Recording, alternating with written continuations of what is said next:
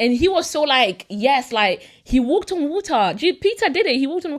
As soon as he started realizing, like, wait a minute, I'm really walking on water, like Jesus. This fear hit him, and it completely just took his mind off like that faith thing.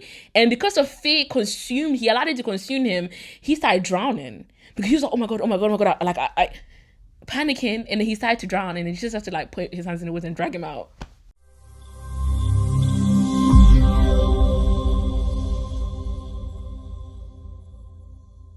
Hello there, beautiful people. Welcome to Student of Life podcast with your host, Akose Prepara. This podcast focuses on a journey for along with a special focus on holistic wellness, here to educate you, to inspire you, and to encourage you throughout your life journey. And we're back again with another episode. This episode today is going to be on faith.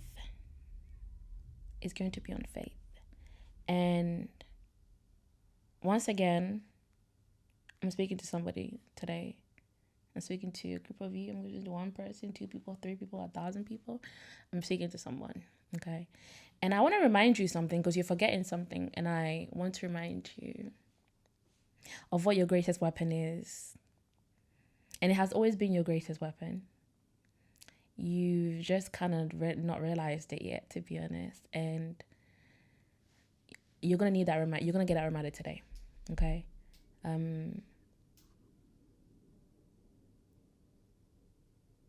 Faith is your greatest weapon. Your faith is your greatest weapon. You see, everybody has their weapon that they use when it comes to war, when it comes to fighting, when it comes to life in general, really, to be honest. But yours is faith. Yours has always been faith. You know that faith that people be like, it's a bit doo-doo-doo? Yeah, that has always been yours. And it's probably forever be yours. But I know that you're getting to the point right now where you feel like you might need to drop that weapon and maybe pick up a bigger one. Because you feel like your weapon is not strong enough, it's not crazy enough, it's not going to do the job. So you're thinking about going for a weapon such as like a gun or a knife or something that you feel like is deemed more of a proper weapon that can actually fight through, get you through life and get you through your problems. But I am here today once again to remind you that you don't need those weapons. The weapon that the world has taught you that you need in order for you to win those battles, you don't need them. You don't need no gun or no knife. That is not you. You've forgotten that he created you in his image and that his image is not knives and guns, but instead is love, faith, compassion. Yeah.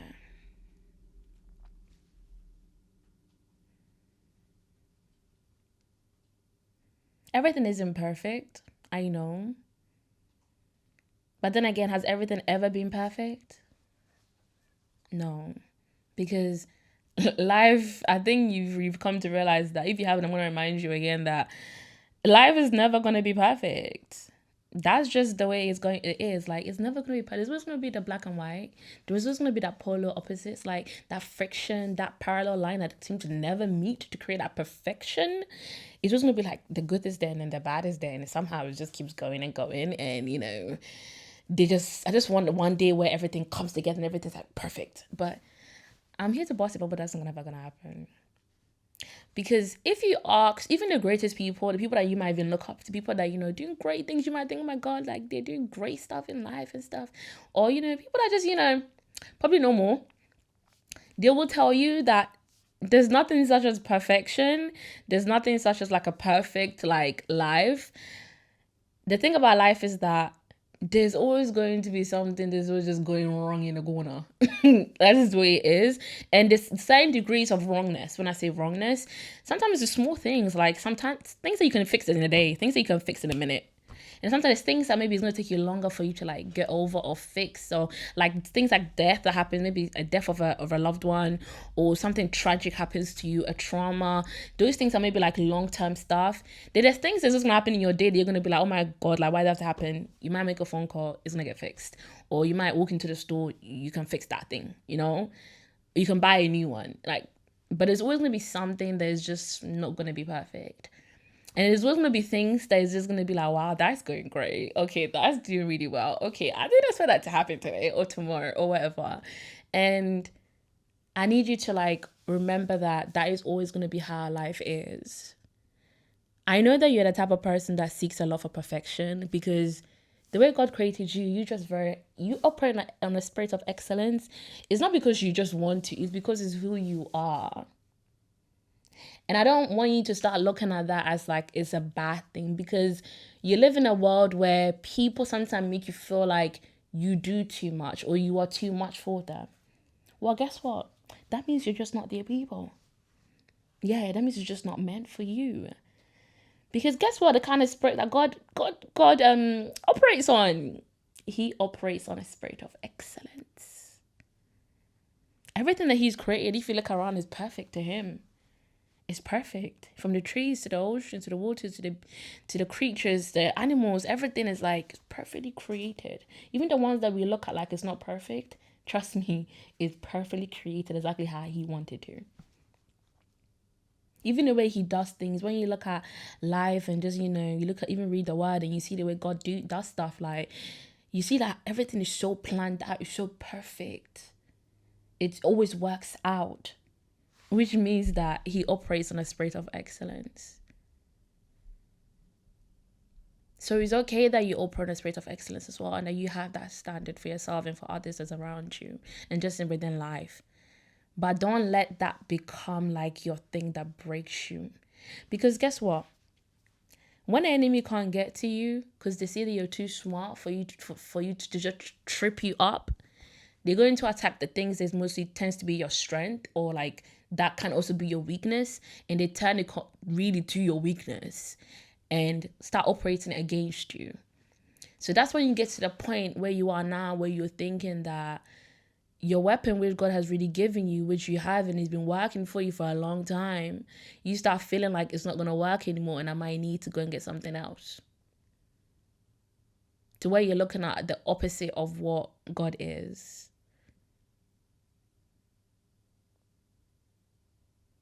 Once again, if you look back throughout your life, what has gotten you through all of the moments that wasn't so perfect?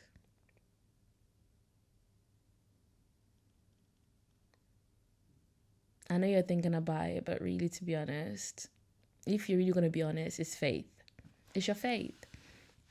The times where you cry, the times that where you really thought this, I don't know.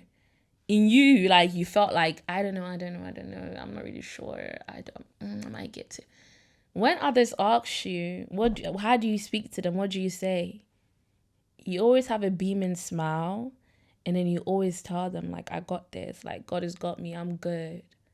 Do you know why like that? Even though mentally, like, you might not be 100%, but what comes out of you is completely different from what you're thinking mentally. Is because it's something greater. Something's way greater that is inside of you. And that's your faith. That spirit of faith, that presence of faith is so embedded into you that even when you want to kind of go off the rail and kind of like even start speaking a certain way or start doing things a certain way, it doesn't allow you to. And maybe you haven't realized that, but maybe you should sit down and just think about it and be like, that. I'm like, yeah. There are people who can be going through the worst things in the world, but you will never really see them crack on the outside.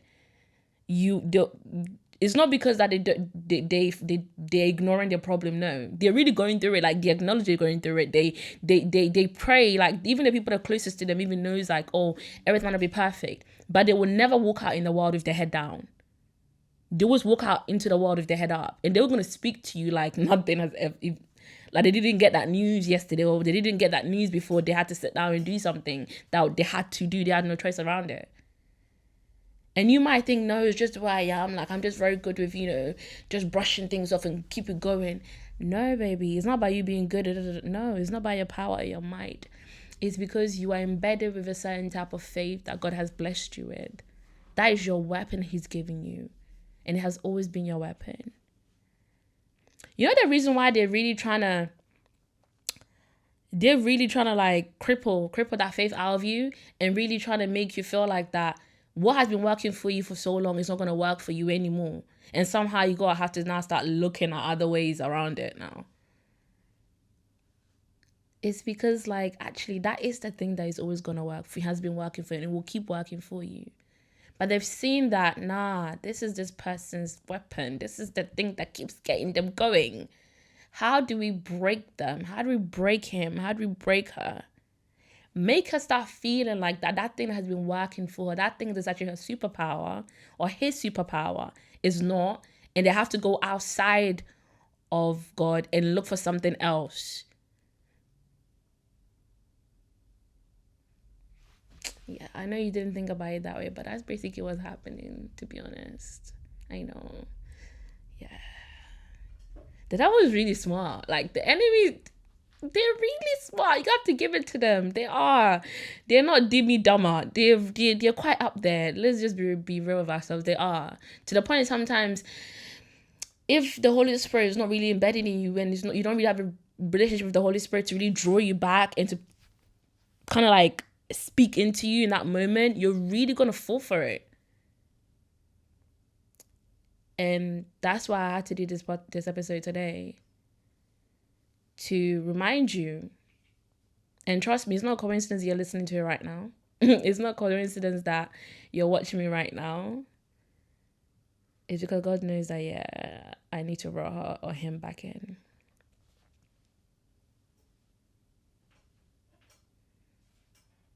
And I just need you to understand that you don't need nothing else. You don't need nobody else. You don't need anything new. You don't need anything like extraordinary. All you need is your faith. That's your greatest weapon. And that's the one thing. You know, in Matthew 6, 25 to... Yeah, Matthew 6, verse 25 to 34. It's the 34. To 34. When Jesus was telling Peter that, oh, you of little faith. Because Peter really struggled with faith. And even if you read, I've been studying the book of Matthew for the past, I think 4 months now. I started it, I think it was April. So I think, about 4 months now. And the book of Matthew is right. One of the big things I've gotten out of that is how important faith is, like, when it comes to life and when it comes to your walk with God and when it comes to maneuvering, just getting through this space that we're in called earth and just life in general. And you see so many instances that so many different things that happened to Peter, to John, to the other disciples, especially Peter, to be honest, that Jesus had to just roll him in and tell him oh, you of little faith. And had to keep reminding him, even the time he was walking in the water, or he's walking on the water, right? And when he was I want to walk on water, can I come to you? And Jesus was yeah, come.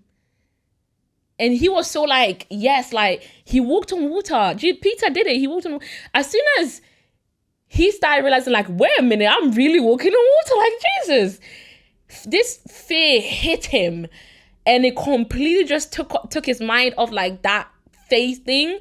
And because of fear he allowed it to consume him, he started drowning. Because he was oh my God. I panicking, and then he started to drown, and he just had to put his hands in the water and drag him out. And if you don't know that story, you can go and read it. It's there. And he was oh, you of little faith. Again,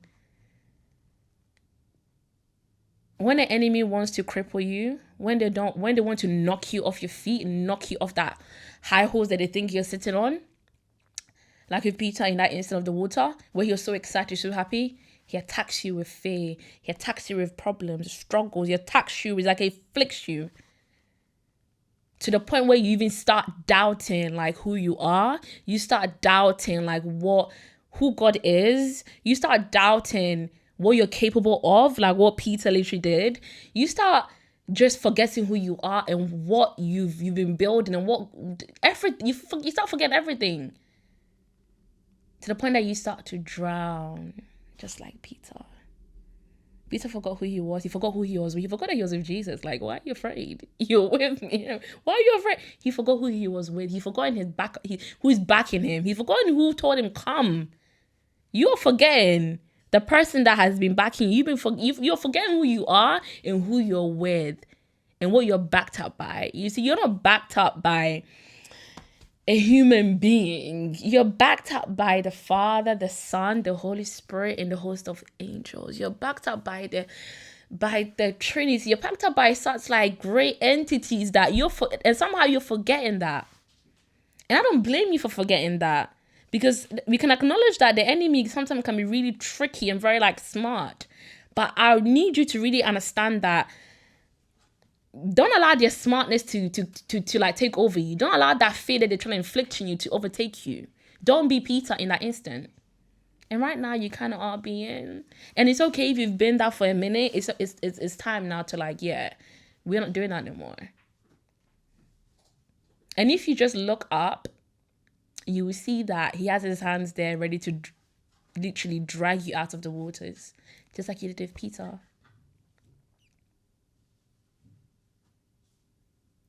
But before you can be dragged out of the waters, I believe you needed to hear what I'm saying right now. To kind of like, you needed to hear something that will allow you to remember who you are, allow you to remember who is right behind you, who's standing right in front of you, who is leading you, who has been leading you all this while, who has gotten you to where you are now, who has been sustaining you and covering you up to this point. So that you can even have the strength, so that when he does put his hands into the waters to drag you out, you are not looking at that hand like, what is that? You're not ignoring that hand, but instead you're ready to grab onto it and to also push yourself up to meet him halfway. And that's how literally it is with like God. Like you need to meet him sometime halfway. And this time round, he needs you to meet him halfway. He needs you to understand that your faith is your weapon. So when you're dragged out of the waters this time round, you are ready to hold on to that weapon so hard and start swinging everywhere you can. You gripped on it so hard that you like, this is my thing. Like, I don't need to drop it and go and look for anybody else's other weapon. Everybody else in this world is holding something else. And they might be looking at me like, what is she holding? Like, that is not going to cut it in this war, this battle. She better go and find something else. Or he better go and find something else. Don't allow those voices in.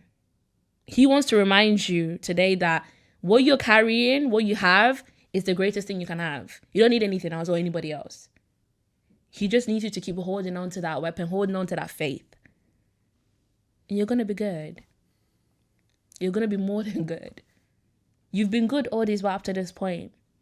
And don't tell me, oh no, I haven't because of this or because of that. Yeah, I understand. Like I said in the beginning, nothing is ever going to be perfect. That is the way life works. There's always going to be like the little imperfections in the background. And I need you to also start working on that, where you start coming into understanding that is the way life works. So you don't have to beat yourself up so much when things, you have that little imperfection happening. But instead, you learn to give yourself grace. You give yourself grace. And giving yourself grace is allowing yourself to breathe, allowing yourself to rest, allowing yourself to sit in that moment and say that it's okay. I've done my best. I'm doing good. I'm good. I am backed up by a higher power. I am backed up by God, and He is greater than anything else. So no matter what the situation is, I can give myself grace and just breathe. I don't have to run around like a headless chicken, panicking. No. All that you have to do in this moment is to hold on to that weapon that you have, which is your faith, while also giving yourself grace, because you need it. Okay? Good. I hope that helped you. I hope that railed you in right there. Like it just railed you in, like just pulled you back in for you to remember like who you are. Remember who you're walking with. And never to lose sight of that. It's very important. It's very, very important for where you're going. You see, where you're going to a place that this is the place where you will need more of even your faith, even more. Like, the reason why they're trying to knock you off that your weapon and trying to make you feel like you don't need that weapon anymore is because where you're going, you even need it greater than you've ever needed it. And you're going to learn how to appreciate even more within this season that you're going into. So they're trying to block it before it even happens. So when you get to the gate of that season, you're basically just crumbling, where you don't even enter into that season. You don't even enter into your promised land.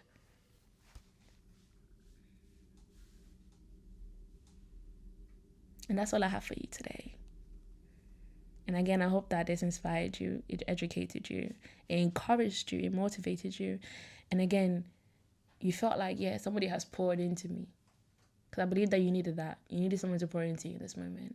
And I hope that this episode has enough for you. If you are new here, thank you very much for staying all the way to the end. If you are, returning, thank you as well for being here and continuing to come back. Wherever you're listening to me from, either it's on Apple, Spotify, Google, Amazon, wherever. If you're watching me on YouTube, thank you. Don't forget to subscribe, leave reviews, comment, share with people. This might not be for you, but it might be for somebody else that you know. So whoever comes into your mind in this moment to share it to, share it to them. Because you don't know how God is going to use you to help your friend or help your sister or your brother or your cousin or your father. Because they might need you to send that to them. So share. Don't take all this stuff for yourself. Share with your people, okay? Thank you again, and I appreciate y'all so much. Mwah. See you in the next episode. Mwah.